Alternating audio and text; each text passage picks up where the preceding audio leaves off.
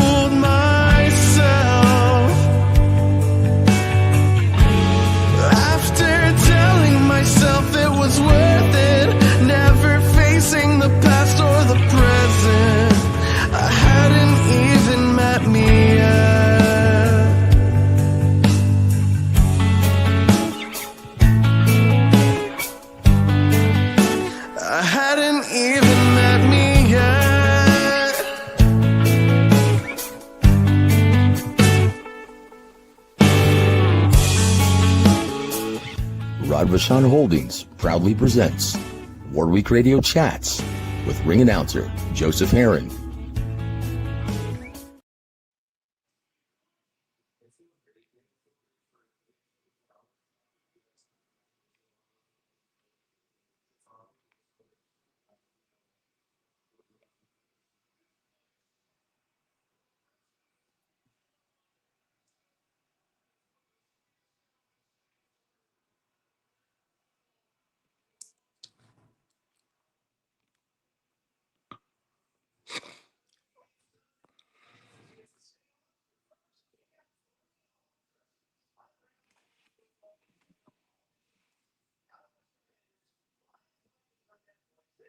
Yo, yo, yo, yo.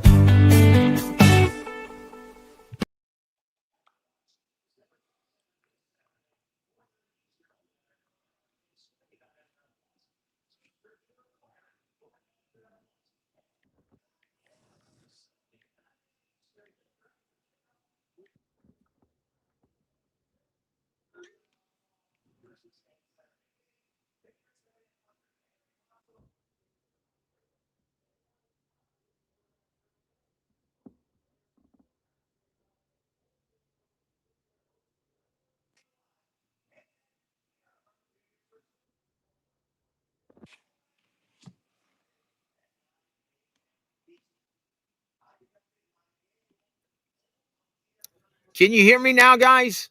I can hear you. Oh, goodness gracious. Well, somewhat of a dubious start to our Christmas celebration, but nothing is going to keep it derailed. We're moving on, guys, and we want to start things off on a very, very positive note, reminding everybody why we celebrate Christmas, and then we're going to get into boxing, guys, but I wanted to share this with you. The story of Christmas rises like a dawn over a weary world, reminding us why the season holds such wonder. Everything begins with the promise spoken in Genesis 3:15, the first whisper of redemption after humanity fell. Sin had fractured the relationship between heaven and earth, but God declared that one day a child would come, born of a woman, who would crush the serpent's head. This first gospel, the proto-evangelium, was the seed of hope planted in the darkest soil of human history. Centuries later, that promise took flesh. The virgin birth of Jesus Christ was not an unexpected twist, but the unfolding of a divine plan written before time. By being born of a virgin, he entered the world without the stain of Adam's sin, fully God and fully man. He came to fulfill the Mosaic covenant, the law humans could never keep on their own. Where we failed, he succeeded. Where we fell short, he stood righteous. His perfect obedience prepared the way for the new covenant of grace, sealed by his sacrifice on the cross and confirmed by his resurrection. This is why John 3:16 stands as the anthem of Christmas. For God so loved the world that he gave his only begotten Son. Christmas is God giving himself. Christmas is love wrapped in flesh. Christmas is the Lamb of God, born to die, born to save, born to take away the sins of the world. Every manger scene points to the cross, and every twinkling light is a faint reminder of the light that stepped into our darkness. And this Christmas, Jesus calls once again. He invites every soul, especially the ones who feel far away, unworthy, or too hardened, to come home. If you have not surrendered your life to him, today is the day. There is no better gift, no deeper peace, no greater miracle. He offers salvation, forgiveness, and union with the Father, the Son, and the Holy Spirit. Christmas is truly the most wonderful time of the year, because it is the season when heaven touched earth to bring you home. Praise to you, Lord Jesus Christ.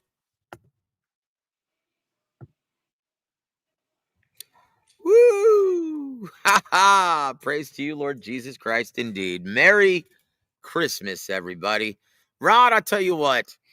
I know we had started things off a couple days ago when we did our best and worst list of some negativity. And darn it, we're not being negative. This is just a Christmas wish list, guys, that we're going to do. And once again, we're going to get into the main event of our show, Barrios versus Garcia, undercard announced. And yet you see fans belly aching on what promises to be a pretty good card.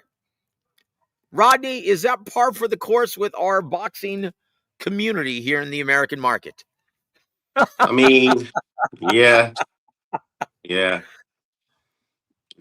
can never satisfy them. But yeah, I mean, it's definitely a decent card.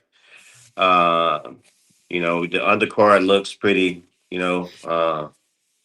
solid also though. So we got February, and it'll be that time. So yeah, looking forward to that card. It won't be long.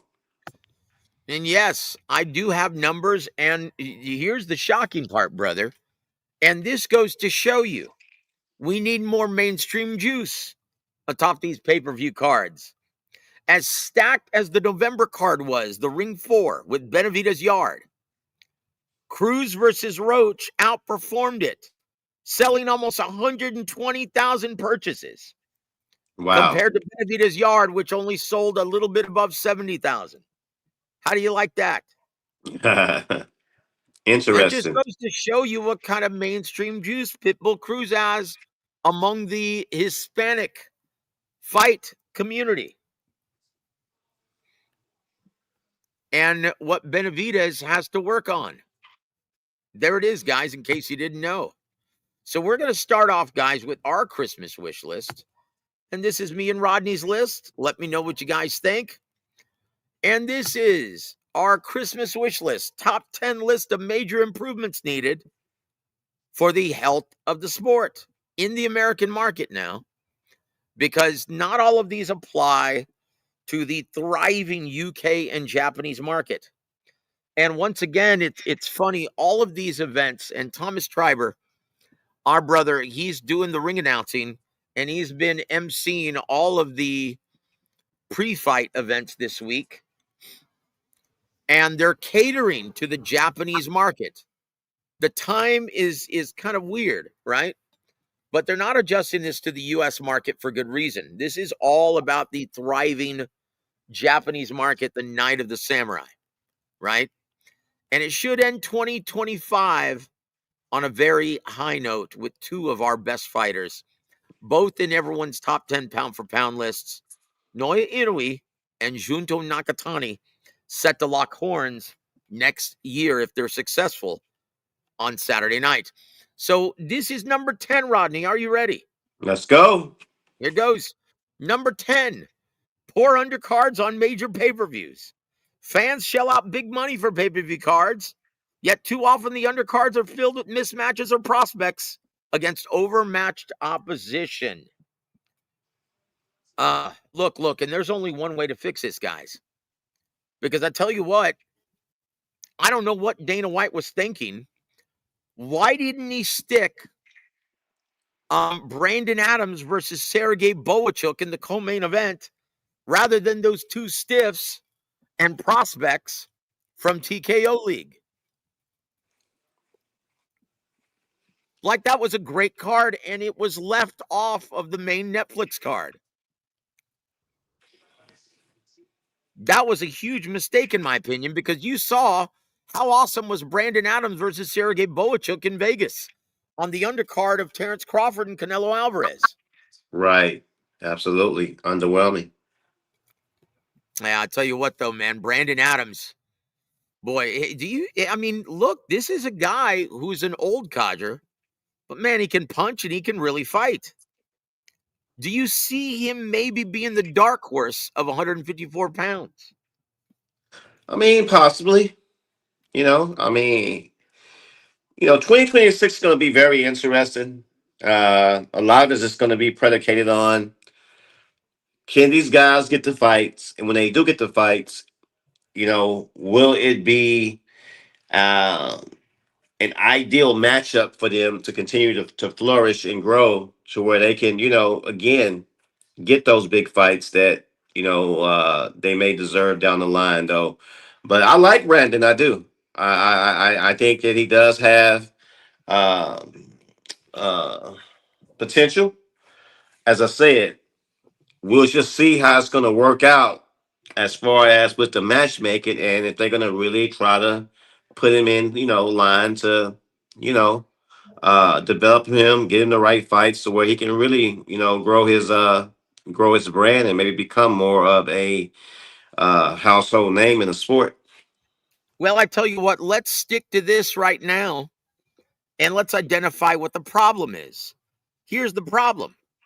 If you're on a card where the main event is earning the licensing fee paid out to Canelo and Terrence Crawford, $100 million for Hmm. Canelo and $50 million to Crawford, how much money is left over for the undercard? Right. That's a problem, guys, where the main So, event pretty much swallows up everything. And look, the way the money is distributed, but here's where I have a problem with this, and I'm singling out this card. You were there. How much were tickets, brother? oh man, They were expensive. yeah, very expensive. And you had a packed house at Allegiant Stadium. So Netflix and Turkey Al Sheikh ate the cost and paid the licensing fee for the main event. But everything on the undercard was paid for by the live gate. That's the way it works. And so there was enough money left over in the live gate to have a sensational undercard, but we didn't see it, did we? No, not at all. I mean, to be fair, Merry Christmas, guys. God bless you. So, to be fair, they did add Lester Martinez versus Christian Bealey. They did have Brandon Adams versus Sergey Boachuk. Two great matchups with some real killers in the ring. But instead, we saw the kid from Saudi on the main card in a 10-rounder. And then we had two prospects that did nothing on the big stage. I think one of them was the Vargas, sons of Fernando Vargas. That was awful. Just Yeah. awful, right? So this is a big problem. So we need to free up some of that money. And actually, fighters need to be willing. Hey, I'm going to fight on this opportunity. I'm going to not just hold the fight card ransom and ask for millions just for the opportunity to fight on a card of that nature. Everyone should have been clamoring to compete on that undercard. But we didn't see that, did we? Because guys like Devin Haney, guys like Teofimo Lopez, Guys like Ryan Garcia, they want to be main eventers. And they're not willing to fight on the undercard, even if it's Canelo versus Terrence Crawford. That's a big, big problem. That's a big, big part of this problem. So, guys, once again, it's easier. The solution is easier said than done, but something has to be done, and everyone has to do their part. Let's go to number 9, Rodney. Oh, boy, and this is a big one. Number 9, long ring walks and delays. A fight scheduled for 11 p.m. often doesn't start until well after midnight. With undercard delays, drawn-out ring walks, and promotional filler, it's a real problem. Once again, when did that fight card, Canelo versus Crawford, start? On the East Coast, it started after 1 o'clock. How long was that card that you were at Allegiant Stadium? I think that card started at 4 o'clock, if I'm not mistaken, Joseph. I think And it it started. didn't end until after midnight. Yeah. And Yeah. that's on the West Coast. Yeah. Guys, that's ridiculous. Like, you've been to Dallas Cowboy games. Mm-hmm. We don't have that problem, do we? No. And that's with TV timeouts and commercial timeouts and everything. This is a big problem. And once again, this was Dana White's promotion. He complained about this before that. Did he do anything to rectify it? No, he didn't. So what would you change if you were working with Dana White? What would you tell him? I mean, here's the thing. When you're throwing an event, you have to understand that, okay, I have to find that balance to where I entertain the audience and the spectators and the viewers. Um, give them a real appetite before I give them the main event. It's just like if we go to eat our food, right, at a fancy restaurant, right? And they say, well, your food, your appetizer will be right out, okay? But the main dish doesn't come out to 2, 3 hours later. I mean, it's not, again, it doesn't matter how good the food is, man. It took too long for the food to come out. So they That's have a to perfect find that balance. analogy. Huh? Yeah, they have to find that balance, to streamline the event, still make it entertaining. You're right, man. Some of the ring walks, everybody wants to have a rapper come out. Everybody wants to have an entertainer come out, get in the ring. I mean, it's a real spectacle, but at the end of the day, like you say, if I'm subscribing to a fight and I live in New York, especially like myself, man, I'm an old man. I go to bed early. I'll be and saying, okay, you know what? I just watched the highlights on YouTube. So they have to do a better job, though, I think, Joseph, of streamlining the whole event, in my opinion. Oh gosh, absolutely, and that's an understatement. And once again, we don't have these problems in other sports. None.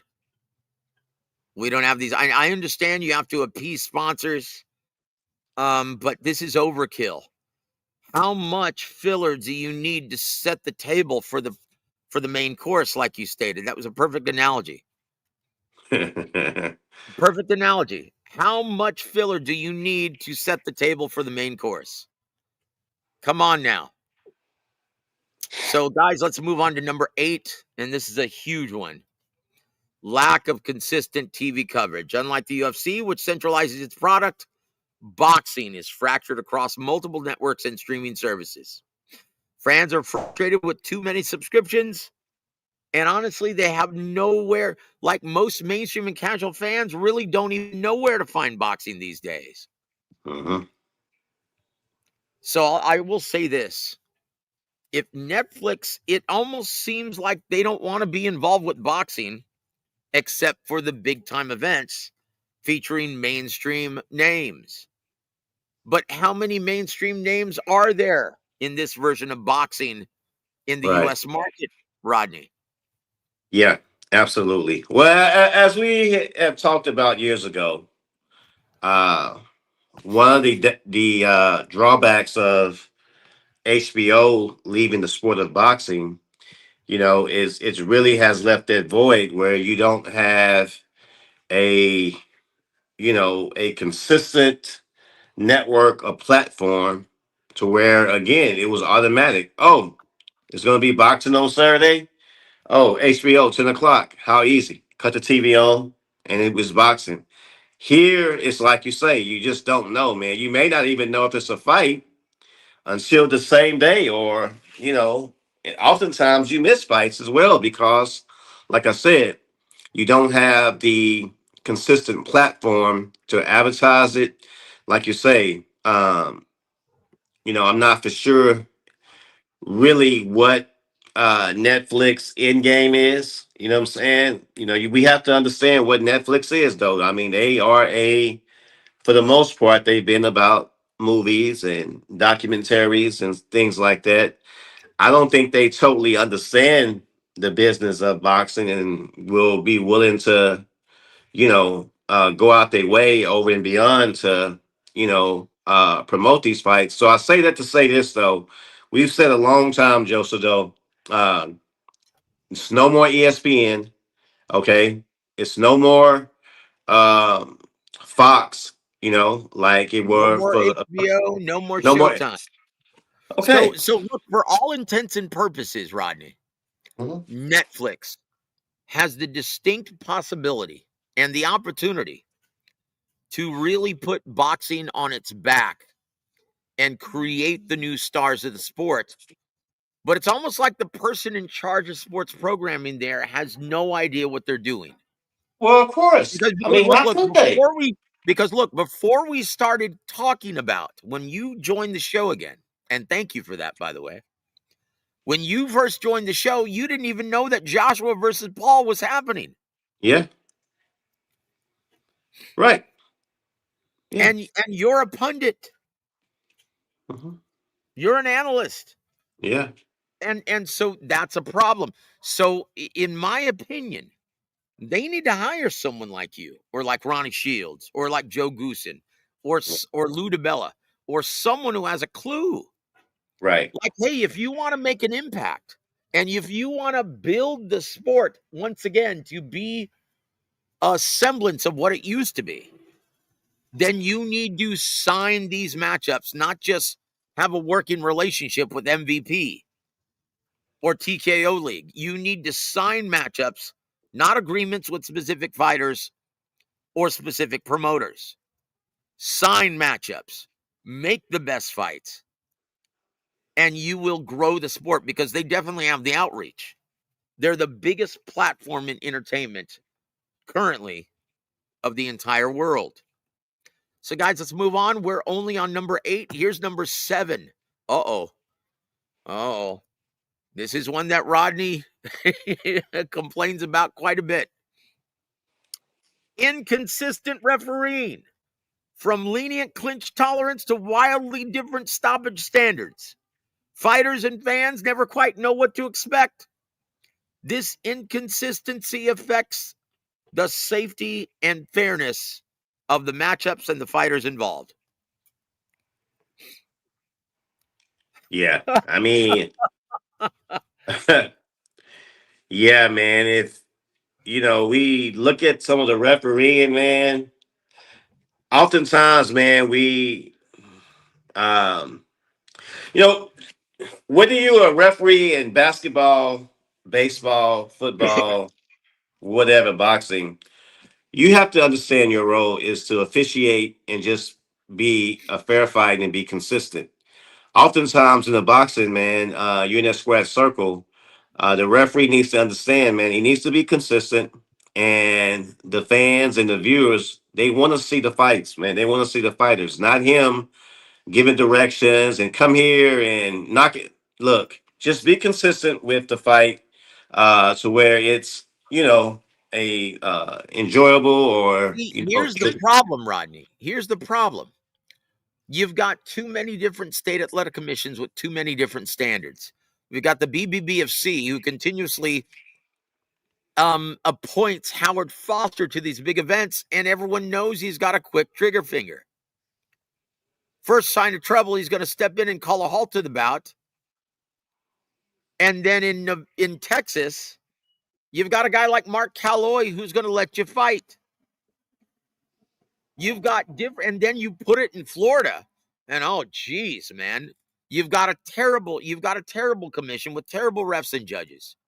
It's completely inconsistent because you've got different standards from different, like, look, let's be honest. New York, because they're not used to hosting big events anymore and staging and sanctioning big events anymore. Look at the gaffe that Steve Willis, veteran referee, did on Lamont Roach versus Tank Davis. Tank Davis took a knee and didn't even call that a knockdown. Mm-hmm. He let him go to the corner and say, "Oh yeah, he had Jerry curl in his eye." Yeah. Costing Lamont Roach a victory. That's a huge problem. Now, not only does there need to be consistency, but there needs to be accountability. When you're a referee that screws up like that on the biggest stage of boxing, we need to see some suspensions so you can learn from this, and you need mentoring. You should go back to class and watch fight tape and relearn your craft. There has to be some kind of penalty for this. Look at Tony Weeks several years ago. When Rolly Romero, he was in trouble. And Ismael Barroso, he steps in and calls a halt to the bout and gives the WBA title to Rolly Romero when he was getting his ass whooped and losing the fight. That can't happen, guys. And don't get me started on all the excessive clinching that these referees are afraid to step in and call a halt to. Mm-hmm. Hey, you know what? That's excessive holding. You do it again, I'm going to take a point away from you next time. We don't see either they're overtly officious or they're not officious enough. We need to see more consistency and accountability from these referees in charge. And I don't think I'm wrong in saying that.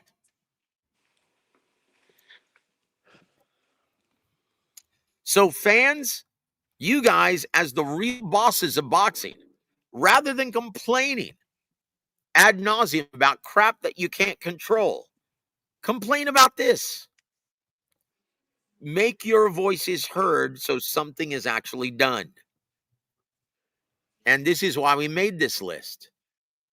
Guys, complain about these things because these things matter most. Number 6, you just said this earlier, Rodney. Poorly matched fights. Right. Fans have long lamented tune-up fights or blatant mismatches, especially when they're sold as pay-per-view attractions. Nothing kills enthusiasm faster than a lopsided bout. And I'm sick of it, Rodney.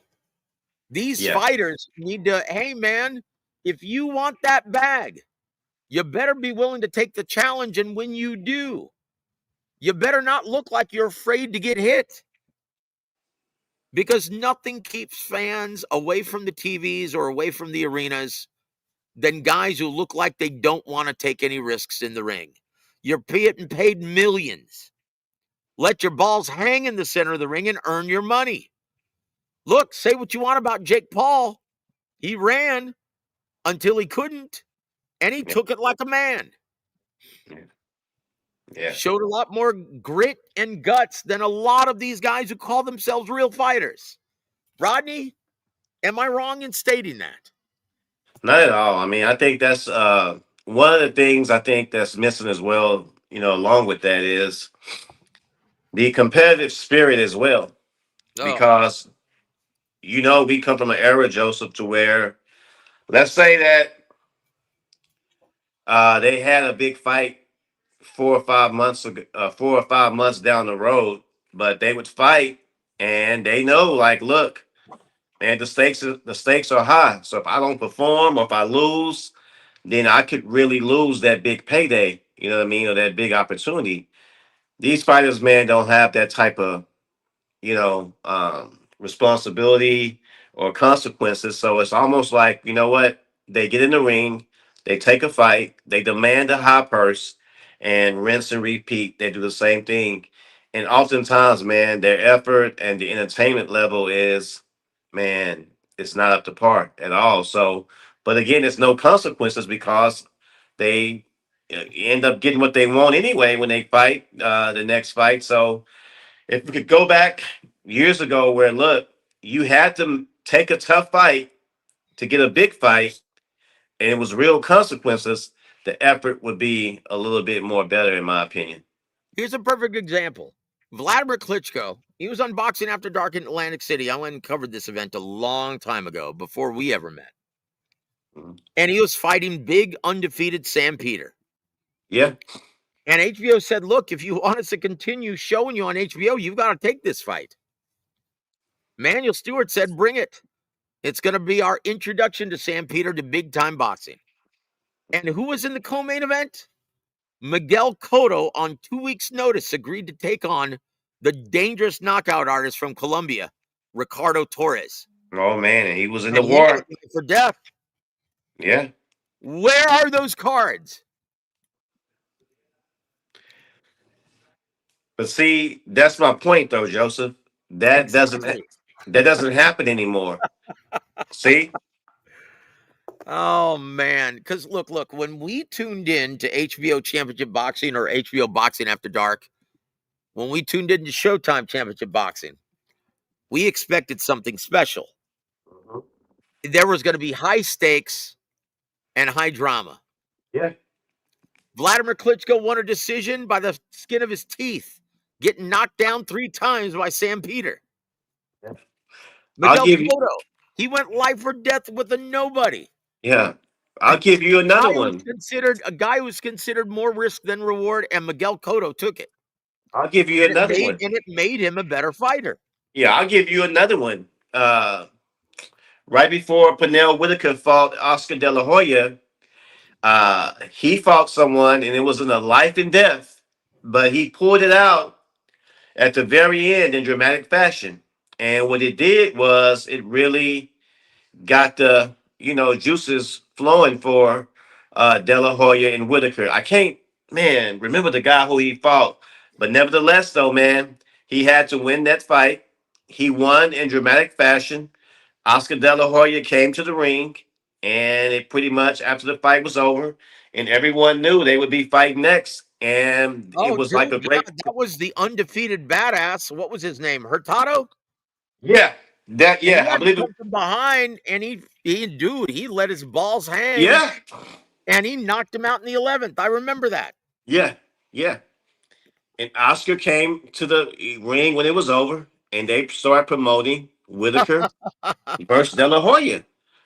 You see, Yep. but that doesn't happen anymore, though, Joseph. Nope.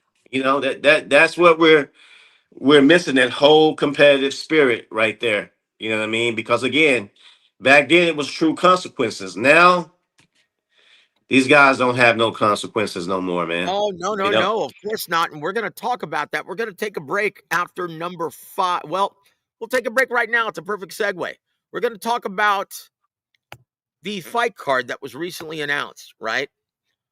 Okay. Ryan Garcia versus Mario Barrios. Now, what happened in Ryan Garcia's last fight? Oh my God, he looked like dog. Um, he just didn't So, look, so, man. He did. so Rolly Romero, the winner of that fight, the newly crowned WBA welterweight champion, is without a fight, and the guy that he beat up is getting another shot at the title. This has all wrong written on it, but once again, why is this happening? Because he's a big ticket seller and Rolly isn't. And Mario Barrios, like him or not, as far as champions in the welterweight division, he's considered one of the low-hanging fruit, along with Lewis Crocker. Whoever the hell he is, he's the IBF champion currently at 147. How the mighty have fallen. Boy, when you mentioned welterweight division, back in the day, it was stacked, and that was the money Oh, division other than the heavyweights. yep. Now, Dude, look at our champions. Devin Haney's a WBO champ. Rolly Yeah. Romero's a WBA champ. Mario Barrios is WBC. And Lewis, I have no idea who he is. Crocker is the IBF. Right. Chingao. So talk about no consequence. That's a perfect example. And here's another one in the co-main event. Guess who's getting an opportunity to fight for another major title, even though he got knocked the F out in his last fight? Edgar Berlanga is going to be taking on, the gentleman who, his name eludes me now, the gentleman who just beat Caleb Plant. Oh, it's going to be Jose Armando Resendez. Resendez, yeah. He's going to be defending his IBF title for the first time against Edgar Berlanga. Even though Edgar Berlanga was embarrassed on the biggest stage of boxing, knocked out of his senses in the 4th round, he's got another title opportunity. Yeah. Yeah. Yeah. Man. That's what I'm saying right there. It's no consequences, But as far as the fight, let's just go back to Mario Barrios and Garcia. Ryan Garcia. I'm sorry, Ryan Garcia. I think, man, we may be talking after the fight that Ryan, they picked the wrong one. They picked the wrong one because if Ryan is not totally dedicated to his craft, is in the gym and focused, man, we really have a live dog in Barrios, man, because he's going to show up. He's going to train hard. He's not going to really beat himself, man. You're going to have to get him out of there. And I see all the makings of a possible upset, Joseph. I really do. Oh, and man. Look. Honestly, I don't know what the odds are yet. I'm going to have to look that up. But in my opinion, this is a terrible style matchup for Ryan Garcia. Ryan Garcia has never been an effective aggressor. He's a guy who feasts on more aggressive-minded fighters, and he will catch them as they're coming in with his check left hook, with his brilliant power and reflexes. Unfortunately, Mario Barrios, with the sizable height and reach advantage, is going to try to pick and poke his way to a decision victory. And with under the tutelage of Bob Santos and Joe Goosen, there you go. Exactly. He's going to do it. Once again, Ryan Garcia, who's he training with? Is he training with Derek James or Ronnie Shields? No, he's training with his dad. Exactly. Now, if you said his dad was Yoel Judah, I'd say no problem. If you said his dad was Sugar Shane Mosley's dad, I'd say no problem. If you Jack Mosley, if you said his dad was even Teofimo Sr., I'd say, hey, looking good. But Henry Garcia at this level? Yeah. When's the last time he's prepared his son for a fight of this nature? Never. Yeah. Exactly. Hey, best of luck to you. Yeah, that's my point. And look, I'll say this. I spoke with guys, and they're setting the table. They're like, look, this is the end. We only have 2 more fights left in our contract with Ryan. And we're setting the table if he's successful and gets the most of himself in camp. He can write his own check and become the biggest star in America. He can become the new torchbearer because Canelo's on his way out. If he knocks out Mario Barrios, who's his mandatory challenger then for the WBC? It's Conor Benn, a guy who's tailor-made. And if he knocks out Conor Benn, he's going to become the biggest star in boxing. But do you actually see that happening, Rodney? See, that's what in theory, it all sounds good. Yeah. I mean, it does. I'll say this, as much as Ryan bellyaches about Oscar De La Hoya, he's doing everything he can for his man to succeed. Yeah. But what's the problem here? It's Ryan. Yeah. and what's between his head and what's in his chest. No heart, no brains. Yeah. And that's my point, man. I think that they're picking a guy who's not the most talented, not the most, flashiest, or doesn't really have a household name, but he's not going to beat himself though, man. And if all you get, and if all you is come in with the left hook, man, they're gonna nullify that though, and you're gonna have to fight 12 rounds, and you're gonna have to have focus, grit, and I don't know if Ryan can do that. But as I said though, man, Ryan Garcia is exemplifies of the modern day fighter. You know what? Social media, famous, has all the potential. You know, uh, uh, charm, good looks. You know what I mean? Personality.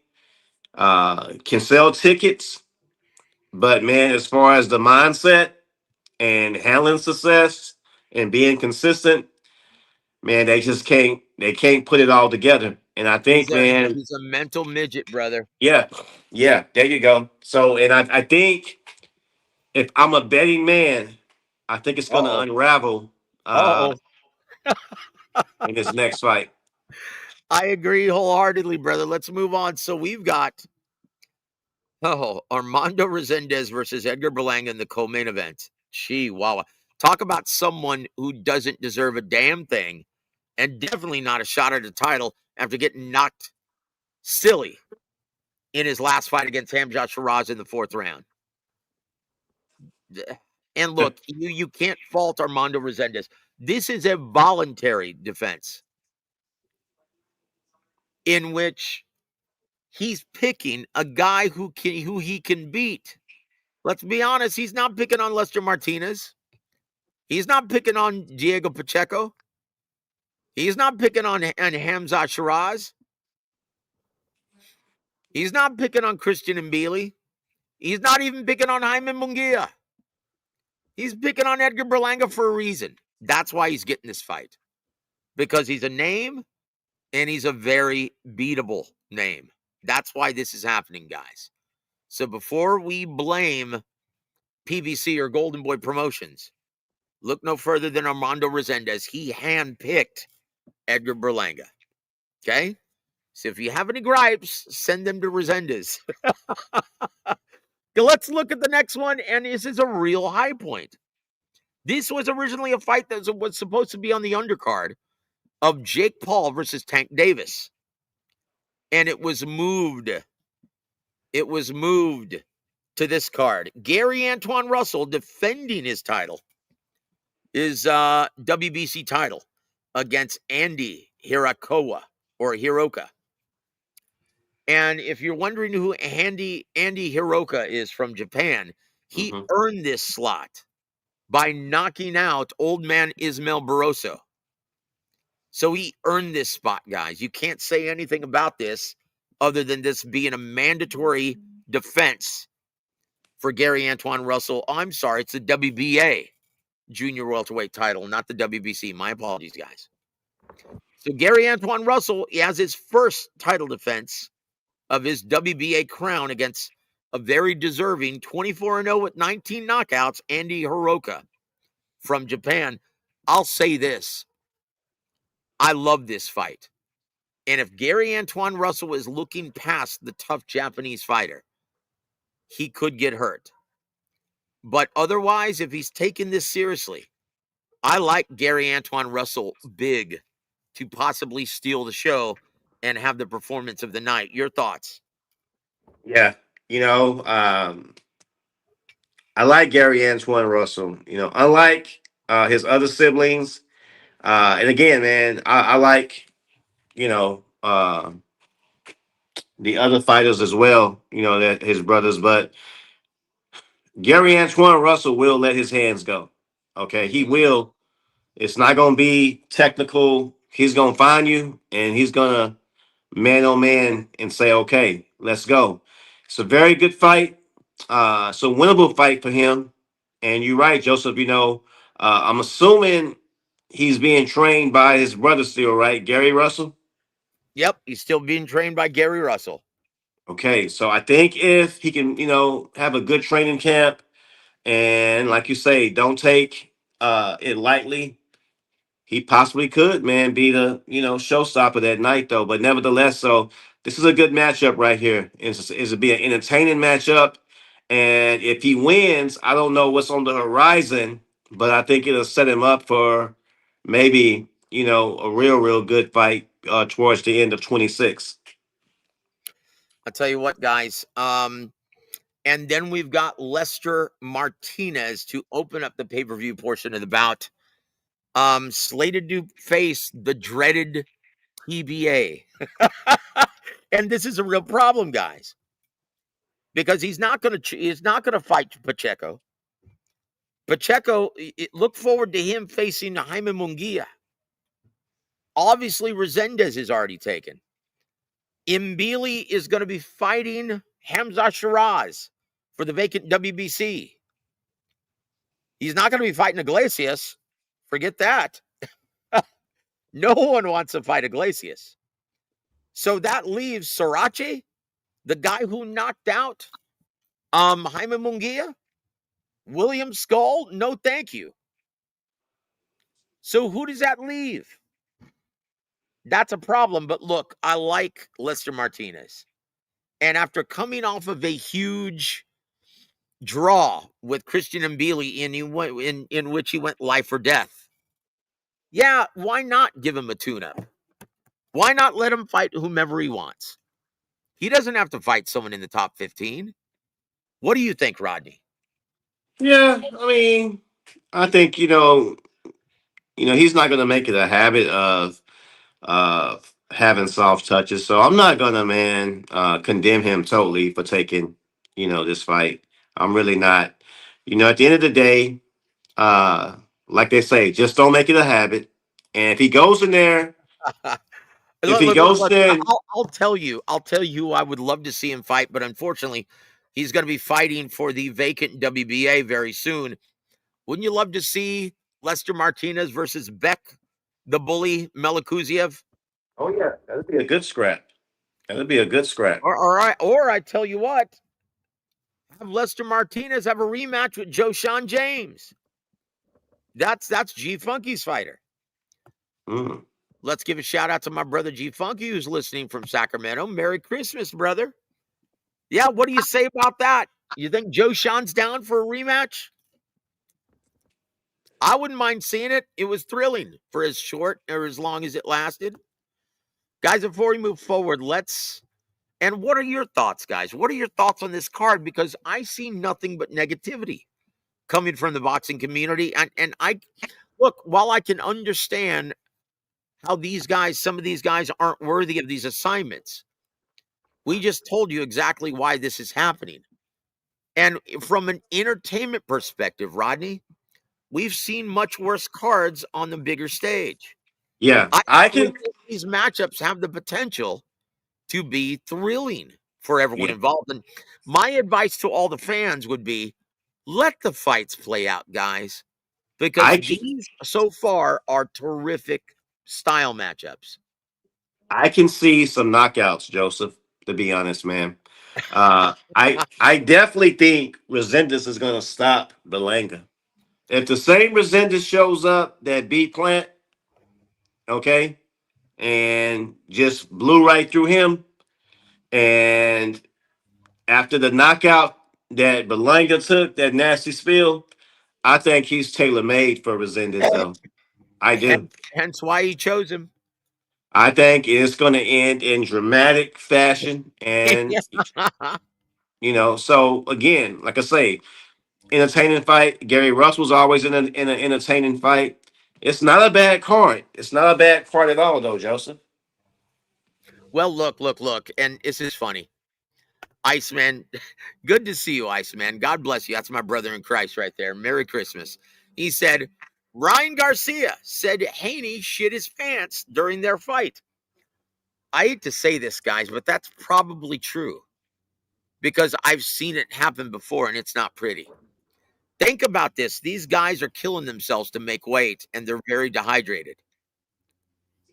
And so, I hate to say this, I've seen it before. and it's disgusting. But my point is, it happens. So that may have happened. Merry Christmas, brother. And thank you for bringing that up during Christmas. Chihuahua. Guys, we want to give a big shout out to my brother and wish him a Merry Christmas. Jesus Sam. This is going to be PBC in a collaborative effort, co-promotion with Golden Boy Promotions on Amazon Prime.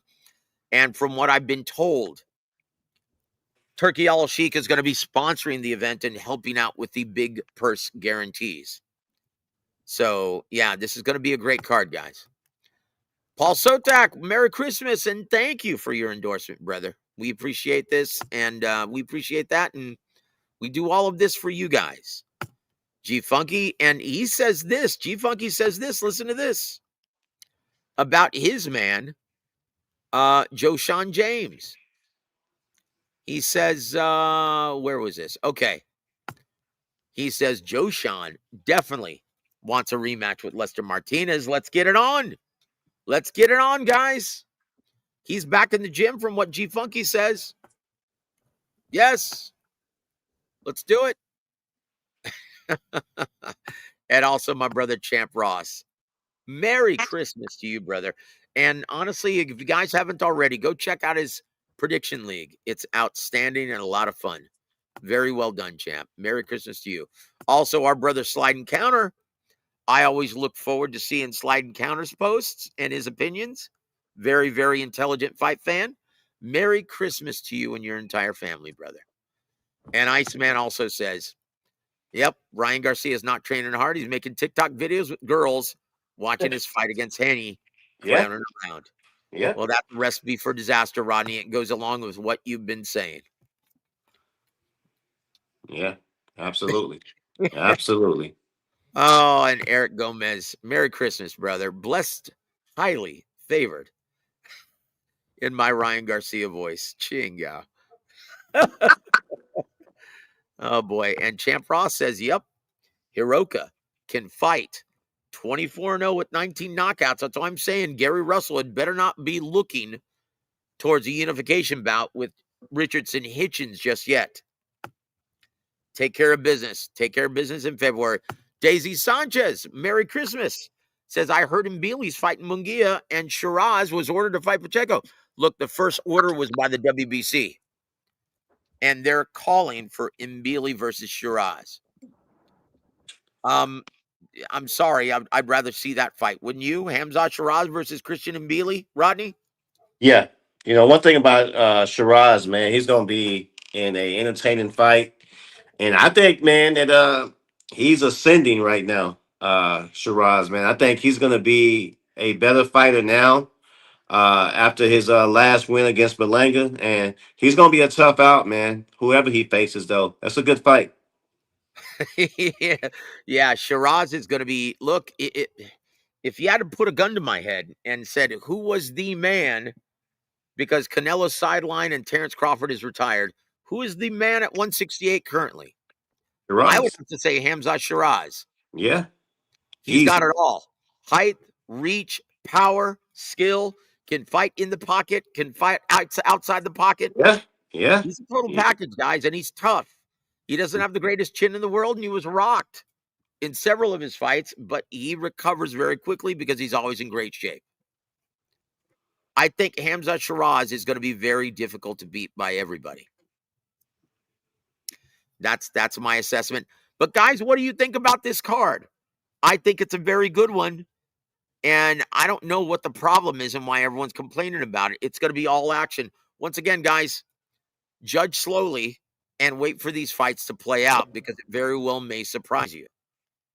Rodney, you ready to go back to our Christmas list? Yes, sir. Our Christmas wish list number 5 on things to improve within the health for the health of the sport. Number 5, rising cost of live attendance. Boxing crowds are increasingly priced out of arenas, draining energy from events and weakening the communal spirit that once defined fight nights. I don't know what else to add, but once again, how much were the worst tickets at Allegiant Stadium? And I know you didn't get those. But I heard they were going for like $400, even the ones Yeah, in the upper deck. yeah, exactly, man. The ones in the upper deck, like you say, were like $350, $400. So, and you got to realize, I think Allegiant Stadium holds 90,000. Yep. So man, it's just more so, man, predicated on, like you had, echoed earlier, though, Joseph, though, man, the rise in cost to pay, the main, who's ever in the main event, whether it's a Crawford or a Canelo. Um, I don't know if it's just not enough money to go around to make it, feasible to put other guys on the card that's going to be worthy, contestants, or they trying to make up for, you know, site fees or whatever, man, with the, general admission though. So, but nevertheless, though, man, like in this economy, it's asking a lot, man, for someone to pay $400, man, to not even be in close proximity of the ring. And even though these are both, household names, that's a pretty hefty ticket, though, sir. You know what? Also, guys, venue matters. Quit sticking these huge big time events in these sterile casinos or in a different time zone like Riyadh, Saudi Arabia. Can you imagine what the attendance would have been, Rodney, if you had stuck Ring 4, headlined by Benavidez versus Yard, Haney versus Norman Jr., Bam Rodriguez versus Martinez, and Noakes versus Mason in the Alamo Dome? With affordable ticket prices, you would have gotten 60,000 in San Antonio, one of the healthiest markets in the U.S. market, right? Mhm. Imagine that. They need to remember that the fans are the real bosses of boxing. Quit sticking them away in these sterile casinos and put them where mainstream fans can attend. Rather than giving us Roach versus Pitbull Cruz, give us a big card like that and you'll see the fans turn out. That's it. But you got to make tickets affordable again. That's ridiculous, guys. All right. Now, this is one of your favorites. This is one of your favorites on your Christmas wish list. Here it is. Number 4, Rodney, the oversaturation of alphabet titles. Oh man. WBBA, WBC, IBF, and WBO interim regular super franchise. The endless list of belts and titles drives fans crazy. Instead of clarity, it feels like a circus. And I think that's an understatement, actually. Yeah. Rodney, what has to happen? You know what has well they all have to fight each other though, Joseph. You know what I mean? They all have to be willing to unify and fight, because without that, you really don't have, even back then in the day where you had, three, four different title holders, you had the one that was recognized though as the champ in that division, as the guy, right? You don't have that anymore though, Joseph. You have a bunch of guys that are title holders, and what do? It goes back, like I say, man, not having that competitive spirit. They won't fight the best. They're just content on saying, "Hey, I'm a champion in the IBF champion or the WBC, whatever," and it just dilutes, man, the product. But two things though: fighters got to be willing to fight the best and have that competitive spirit, to where we can say, "Okay, this is the recognizable champion of this division." And that's how it used to be. Whether it was Sugar Ray, Julio Cesar Chavez, Pernell Whitaker, Floyd Mayweather, they were all recognized as the champ in that division because it wasn't about you having a title. It was about you being the ring champion or pound for pound champion. And you actually proved that medal as well. Well, I'll tell you what started all of this were clowns like Ross Greenberg. As much respect as I have for him for specific and certain innovations like 24/7 or countdown specials, He was terrible in saying, hey, you know what? Can we have a title fight? This fight's not for a title, so we don't want to pay you guys that kind of money. And so what did the sanction organizations do to combat that frame of mind? Started creating the WBC silver title, the Yeah. WBA regular belt, the IBF intercontinental champ. That's what started all of this. It's the networks demanding title fights. Well, we need a title fight, guys. Okay, well, we'll give you one. We'll give you this nothing burger title just to, and you guys won't know any better, and you guys will herald it and promote it as a legitimate title fight, and you guys won't know the difference, but the fans, the real bosses of boxing, will. That's how this started.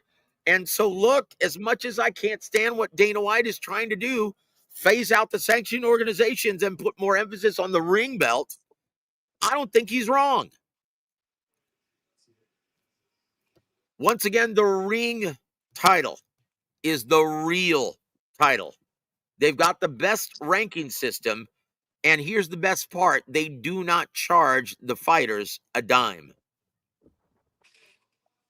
That's the solution, guys. That's the solution. But you guys, as the real bosses of boxing, need to get used to the idea that there are going to be a lot of great matchups for no belts. You guys had better be happy with that, because that's coming. We're going to move on to number 3. Oh, this is a big one, dude. Number 3, promoter and network infighting. Too often, business rivalries prevent the best fighters from facing one another. Instead of a collaboration for the good of the sport, boxing remains divided. And look no further than Tank Davis and how his career was handled by PBC. Rodney, I know you for the longest time was clamoring. Hey, can we see him fight Teofimo Lopez? Can we see him fight Vasil Lomachenko? Can we see him fight someone else outside of the PBC stable? And it never happened. And we're still seeing it, Rodney. And now, thanks to Turkey Al-Sheikh, we're seeing more and more rivalries crop up. But once again, these guys, it takes a small fortune. And when it does happen, these guys don't want to take risks. Mm-hmm. It ends up stinking out the joint. Look at the Times Square show. Yeah. So everyone has to be part of this solution. But I like what Turkey Al-Sheikh has done to try and alleviate this problem. Let's move on. And this is one that everyone can agree on, and this is number 2. We're down to the 2 biggest on our Christmas wish list, guys. Oh boy, Rodney. Judging. Inconsistent scorecards, unclear criterion, and a lack of accountability have severely damaged public trust.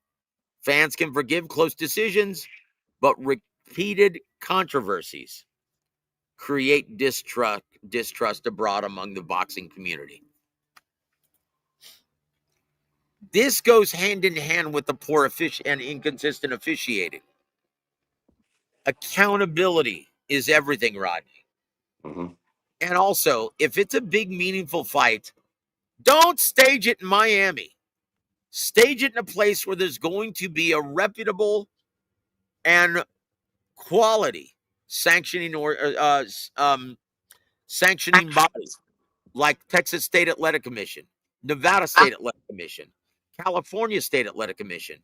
Honestly, if you're going to have a big fight, stage it in those 3 states. Otherwise, don't stage it at all. Because if you stage it in these other states, and let's be honest, Riyadh, Saudi Arabia hasn't been great either, as far as that goes. Yeah. What say you, brother? Can you think of any other solution for the bad judging or inconsistent judging? Man, Joseph, I mean, this is something that has been going on for a very long time. It's been broken, like our immigration system. You know, Oh it's boy. been it's been Yep. broken, but it just seems to be such widespread now to where it's just like It's no, I mean, it's no kind of accountability or backlash. Um, like I say, prime example, man, Crawford and Canelo. Man, Crawford was winning that fight decisively, man. I mean, blowing out Canelo. And if it wasn't for the last round, guess what? It would end up in, like you say, a Majority draw. majority draw. And man, that's just unexcusable, though. So I don't know what happens, man, when judges judge a fight, they come back with the scorecard. Do they look at the fight? Do they see where maybe it went wrong or maybe they missed something? But at this stage of the game, though, man, you should be able to look at a fight, know what you're looking at, and be able to judge it effectively, though. So I don't know, man, what's going to happen, but I know over the years, though, it's gotten worse and worse, though. I'll tell you what has to happen. And the NFL has done a great job in talking about flags, right? Whenever there's a call, you've got a knowledgeable former referee who's going to say, well, this is why they threw this flag, or this is why they shouldn't have thrown this flag. They've got that accountability right there in real time, live on the air. Right. Why don't we have that in boxing? Hey, you know what? Here's the scoring criteria, guys. The primary scoring criteria is clean, effective, and consequential punching. Now, if you can't determine the winner of the round by that, then it goes to the tiebreaker, which is the secondary scoring criteria, right? Which is ring generalship or effective aggression. And the reason why that's considered the tiebreaker is because if you're the ring general, you're the one controlling range, then there's a very good chance that your punches are more effective. That's it. It's that simple. Why don't they explain that to the fans at home? Yeah. Well, I'll just say this, Joseph, man. Here's the thing. We've always been taught that, you know what, judging is subjective, right? However, come on, man. Now, when Ray Charles can see some things, it's not subjective anymore. Oh, Chingo. Yep. I look. Let's shift gears a little bit because once again, I think the solution to this is educating the fans and everyone involved what the scoring criteria actually is, so there's no debating it. Okay, there's no guessing there, and also accountability.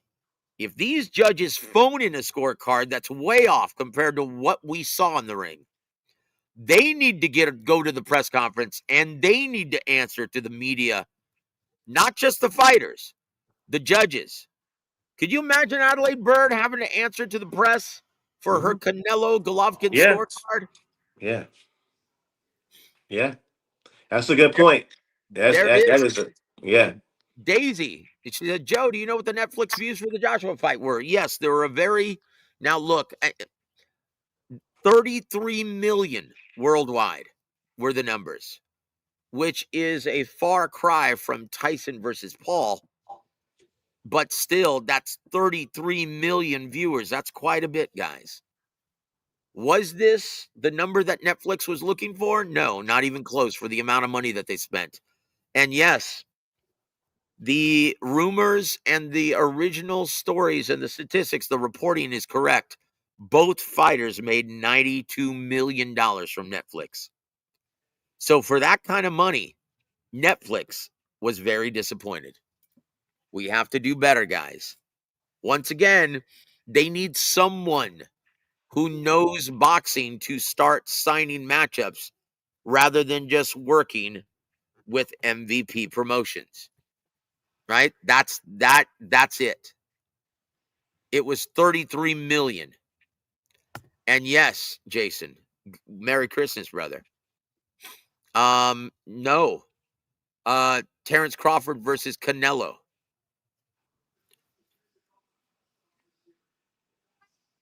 Terrence Crawford versus Canelo attracted more viewers. It was 40 million for Terrence Crawford versus Canelo.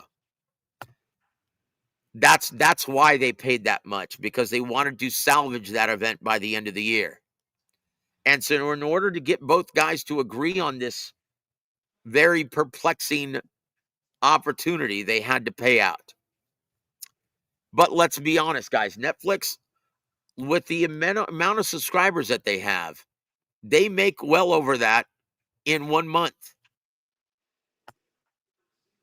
But let's go to number one. If you had to guess what number one is on our wish list, what do you think that would be, brother? Probably fighters guaranteed purses. How about that? That I'll just take a guess.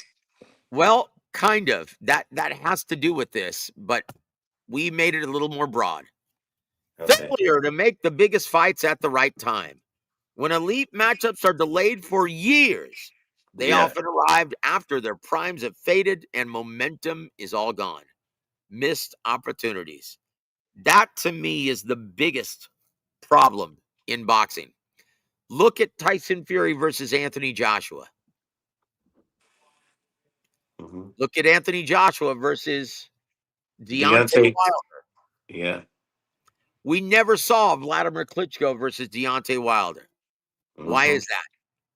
And that has everything to do with what you're saying, because these guys, they want to break the bank just for a real challenge. And this is what happens when you pay out inflated purses. When you pay someone like, now I'm going to bring this up.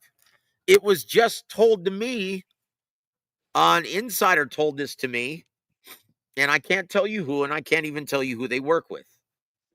But it was just told to me that Boots Ennis versus Virgil Ortiz Jr. hit a snag and a major roadblock because they're way off in terms of money.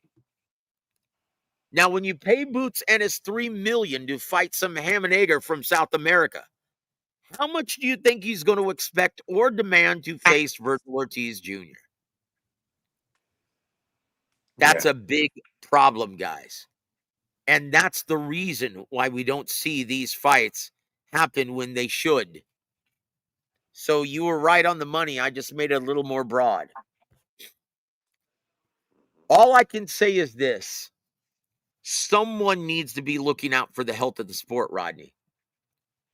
Because the way the boxing business is configured, you've got thousands of sole proprietorships all looking out for number one. Yeah. That goes all the way down to the managers, the fighters, the promoters, the networks. Who's looking out for the health of the sport? Good point. Good point. And you're right, man. I mean, here's once again a fight that we all should be saying, okay, man, like the date's been made. Boots and Virgil will be fighting April 26th, and we have nothing yet. And the longer it progresses, it loses momentum, it loses interest, man, it loses steam. And before you know it, man, it's not even worth for what the fighters want and the promoters want. They can't make the fight. And we may get it 5 years from now. You know what I mean? We may Oh, get it geez. 5 years from now When both when we men are could have. competing as super middleweights. Yeah. Yeah, exactly. Oh, Exactly. jeez. So I mean this, but again, this has been going on for the longest, man, but it's just so widespread now. You know what I mean? It's so widespread. You know, if the fighters had the mindset like, look, Hagler fought Leonard, Hearns fought, Hagler or Duran, and they all lost, but it didn't diminish their value, though, man. It didn't prevent them Yes. from still having big fights, man. But Amen. it it appears now that hey, I I'm of the opinion. I bet Virgil and Ortiz are probably asking $10 million a piece, though, Joseph. I wouldn't You be hit the nail on surprised. the head. I didn't even have to tell you, but both men are expecting $10 million. Yep. See, And how much do you think is in the pot for that fight? see, Maybe 3 or 4 million apiece. That's it. yeah. Okay, so again, hypothetically, if someone paid them that 20 million, What's left for the undercard? Who? Ha! Yeah, you've got Hammernager 1 versus Hammernager 2. There you go. You better be looking at some of my club fighters. Yeah. Oh, geez. Now, Daisy says, why Virgil should get paid $10 million. You could say the same thing for Boots Ennis. Once again, what happened to fighting and competing for fair market value? Neither one of these guys are big ticket sellers. Now, once again, they may be household names to the boxing community, but does anyone outside of the boxing community in the mainstream and casual fandom know who either one of these guys are? Do Right. they, Rodney? Does anyone? No. I mean, but see, Who knows who either one of these guys are? Joseph, again, you said one thing, man, to compete. See, if you want to compete, like even in the NFL or NBA, you know what? If you sign a Dak Prescott or you sign a LeBron James or whoever's the star of your team, management can come to him and say, "Look, man, in order for us to give you more help, we need to restructure your contract. That's it. We need to restructure it." Now, we're not saying that you have to do it, but if you want to, if you want us to compete for a title, we can still pay you, but we have to restructure it. Man, you can't tell these guys like this in boxing. Say, look, man, instead of taking 10 million, how about we do 5 million, right? And then we do a 3-fight deal, and then we'll increase, the guarantee if you meet these benchmarks. Okay, so maybe you meet this criteria, this benchmark. Next fight will give you 7.5. They want the lion's share right away, man. And then about that time, man, like next year, 2027, you're not gonna want to, man, really see Boots and Virgil, man, like you think, like it is right now. The demand is at a peak. Virgil went to Boots went inside the ring, and that's the thing, too, Joseph. Back in the day when guys went inside the ring after your fight, it was pretty much signed, sealed, and delivered, Joseph. It was a no-brainer. Once they went in the ring and stepped to you and stared you down and said you was next, Joseph. That was the Yep. fight right there. This is how absurd things have gotten, Rodney. Mhm. Do you remember when everyone considered, oh, well, who's the fighter who's going to get the Floyd Mayweather sweepstakes? And it was going to be a career high payday. Do you know how much, and this is not counting Canelo or Manny. That was a different thing altogether when they fought Floyd. But do you know how much the average payout when you won the Floyd Mayweather sweepstakes? Do you know how much that was? $3 Maybe. million. Yeah, I can see that. Guys like Haney and guys like Tiafimo and guys like Boots Ennis are expecting $3 million for the Bum of the Month Club. Mhm. That's the problem. That's how absurd this has gotten.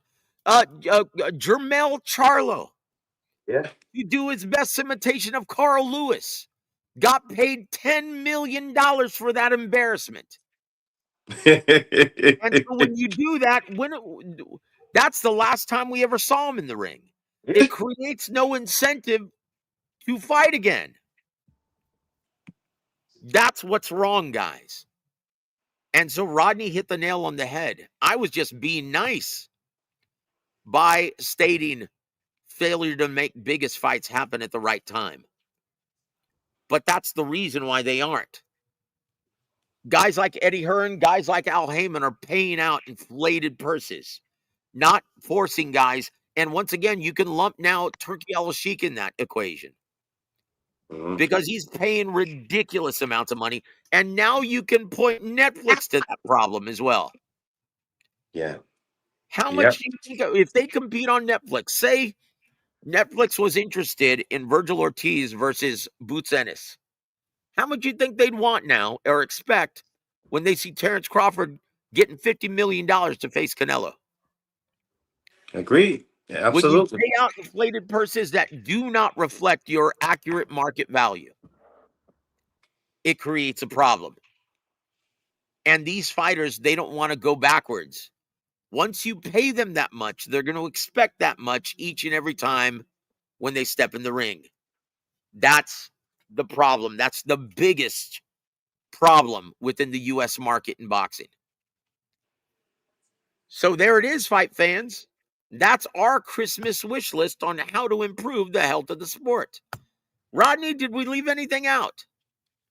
I think we covered it all from A to Z, bro. Yeah. Do you have any parting shots for our listening audience? And give them an idea of what to expect in the new year from WaraWeek Boxing. Well, I just want to say Merry Christmas first and foremost, man. Hey, hope Santa was good to you and everything. But no, looking forward to 2026. Again, January we do have Tiafimo versus Stevenson, so we'll start probably getting ready to speak on that in the upcoming weeks, and hopefully, man, we can just get the fights, Joseph, that we want. And when does Dana White promotional gig start, Joseph? His first TKO League fight card is going to be staged in February on Paramount, on the Paramount platform. And Okay. we have no idea. He hasn't announced who he signed or who Yeah. we're going to be seeing on that card. That's a Yeah. huge mystery, a huge question mark. Yeah. Because that's gonna really give us an idea of what 26 will look like. Okay. It's gonna be something new.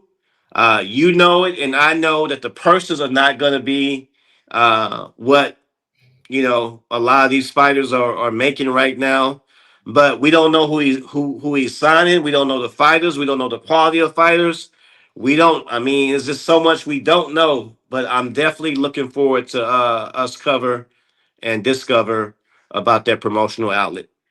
Yep, there it is, guys. And so one of the reasons why we did this wish list, because Dana, if you really want to make a dent within this version of the boxing business, you'd better take a look at our 10 topic wish list, and you better start rectifying these things because these are real problems. Daisy has one final question. She says this: Joe, what is the real market value of Canelo? Well, look, you could argue that it was $30 million when DAZN signed him, but what did it do for DAZN? Caused them to increase prices. Why? Because it wasn't cost effective. Someone needs to start looking out for the health of the sport. Well, And now that Canelo's at the tail end of his career, I would say, there's nothing wrong with him getting a $15 or $20 million guarantee. And if he doesn't want to take that, well, then happy trails Canelo.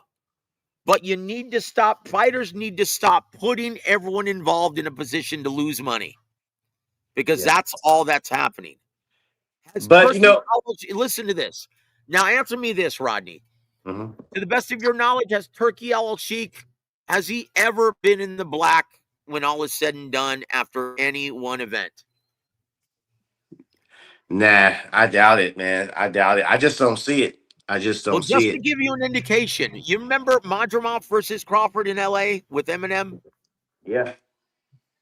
I know for a fact because someone working the event gave me the numbers. He lost $17 million on that Mhm. one single event. Right.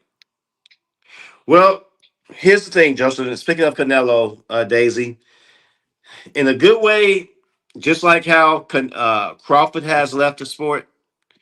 Okay, I think the sport, man, will it'll be some positives when Canelo leave because you don't have to pay out that big purse. Now, you still have some other ones that need to be dealt with, whether it's Haney, uh, all these other guys who don't fight and demanding 4 or 5 million. You got to get around 10 or 15 guys out to sport to where you're not paying them over market value and start giving these other guys a chance. Like I say, you know, Bam Rodriguez, I think is a good one. You know, I also David think Benavidez that also. yeah, yeah, I think we need to start putting our focus on them because at least they are fair businessmen, and you know, once we can work with them and make them the headliners, I think everything can kind of fall in place to where we can kind of start restructuring the business of boxing. Indeed, very well said, Rodney. And look, you may not like Dana White and what he brings to boxing, but everything that Rodney just said, that's exactly what he wants to do. And unlike everyone else on DAZN, he actually has TV dates on a platform that has over 80 million subscribers worldwide. We'll see what happens, guys. We'll see what happens in 2026. But guys, I tell you what, I couldn't be happier right now with the direction of the show. And bringing Rodney back on is such a breath of fresh air. Once again, he's going to tell it like it is, because he's not just a boxing pundit and an analyst, he's a fan as well, right? And so, guys, expect us to be rebranding in the new year. And I'm really, really excited for it, guys. So, guys, all of you, I love all of you guys. You guys are my boxing family. And I want to wish all of you guys, including you, Rodney, and your entire families, Yes, sir. Likewise. Merry Christmas, Happy New Year, and God bless each and every one of you. On behalf of Rodney Green and everyone here, Merry Christmas, guys, and Happy New Year. Have a great Christmas, everybody.